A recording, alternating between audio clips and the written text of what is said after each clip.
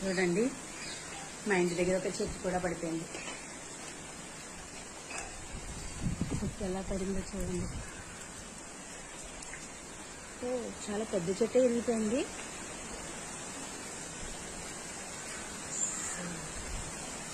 Right నా ఇంకా వర్షం ఉంది. ఇక్కడ రాత్రి అంతా ఈదురు గాలులు బీభత్సంగా సృష్టించేసింది. ఇది ఎక్కడంటే గుడివాడకి మచిలీపట్నానికి దగ్గరలో. ఓకేనా?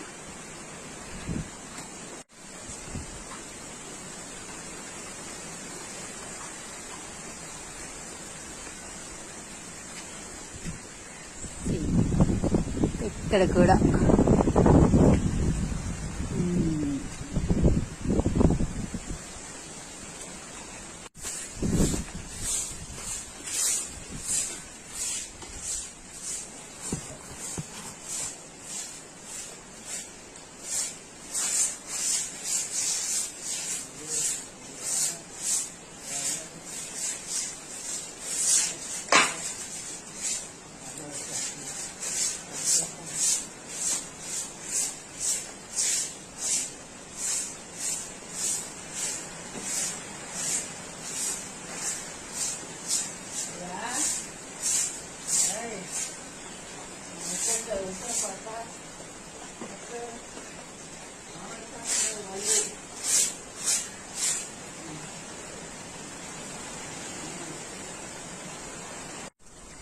హాయ్ అండి, గుడ్ మార్నింగ్.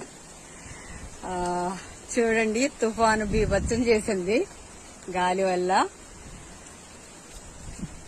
మంతా తుఫాన్ ఎఫెక్ట్ ఎంత విపరీతంగా ఉందంటే, కృష్ణా డిస్ట్రిక్ట్ ఇది, గుడివాడకి మచిలీపట్నానికి మధ్యలో. రైట్ నౌ ఇప్పుడు కూడా ఈ వర్షం ఉంది. సో నేను ఒక చిన్న ఇన్సిడెంట్ మీకు గుర్తు చేస్తాను. 5 years అయిపోయినట్టుంది కదా ఊదు తుఫాను. సో నేను సైంటిస్టులు చెప్పింది బిలీవ్ చేస్తాను. వాళ్ళు 5 days ముందే మనకి తెలియజేస్తారు కదా. అది సండే అనమాట. నేను మా పక్క ఊరు సేవకి వెళ్ళాను. నా బండి ఉంది, అది హోండానా సుజుకి యాక్సెస్, ఇప్పుడున్న బండి కాదు, హోండా అనుకుంటా. అది రోడ్డు మీద పెట్టి నేను వేరే ఒక మామగారు ఉంటే ఆ ఇంటికి వెళ్ళాను. సరే విజిటింగ్ చేసి సండే సర్వీస్ చూసుకుని వస్తూ ఉంటేనే స్టార్ట్ అయిపోయింది 9-10 ఆ టైంలో బీభత్సంగా. ఇంకా బైక్ అక్కడ పెట్టి వేరే ఇంటికి వెళ్తే బైక్ పడిపోయింది. అండ్ అప్పుడు మా హస్బెండ్ పార్వతీపురం అని అక్కడ ఒక బ్రాంచ్ ఉంటే అక్కడికి వెళ్ళాడు. మా అబ్బాయి లేడు, హాస్టల్లో ఉన్నాడో ఎక్కడో తెలీదు. 3 చోట్ల. మా చర్చి మీద తాటి చెట్టు పడిపోయింది. చాలా పెద్ద సౌండ్ వచ్చిందంట. దానికి తలుపులు బద్దలైపోయి ఇంట్లోకి నీళ్లు వెళ్ళిపోయి చాలా బీభత్సం సృష్టించింది. అసలు రావడానికి అవ్వలేదు. ఉదయం అప్పుడు వెళ్లి చూస్తే తలుపులు ఓపెన్ గా ఉన్నాయి. అప్పటికే బీరువాలో మాకు మహిళలకు వస్తాయి కదా, ఏదో లోన్ అందింది.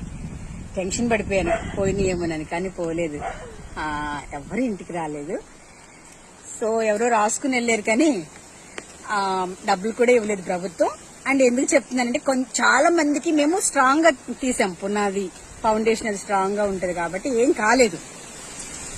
కొంతమందికి అయితే పాపం చాలా లాస్ అయ్యిందనమాట.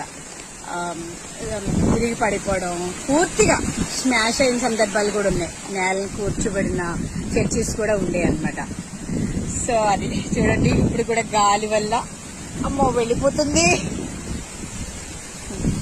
సో చూసారా, మా చింత చెట్టు కూడా అది కుంగిపోయింది అనమాట. ఇది కూడా పడిపోయింది, అంటే అంత పడలేదు, కొంచెం వైడింది అనమాట. చూసారు కదా. సో అది తర్వాత ఉదు తుఫాను వైజాగ్ అంతా చుట్టేసింది. పశువుల పాకల్లో వాళ్ళందరికీ నష్టపరిహారం చెల్లించేర్లే ప్రభుత్వం కూడా. సో అదనమాట. Thank you.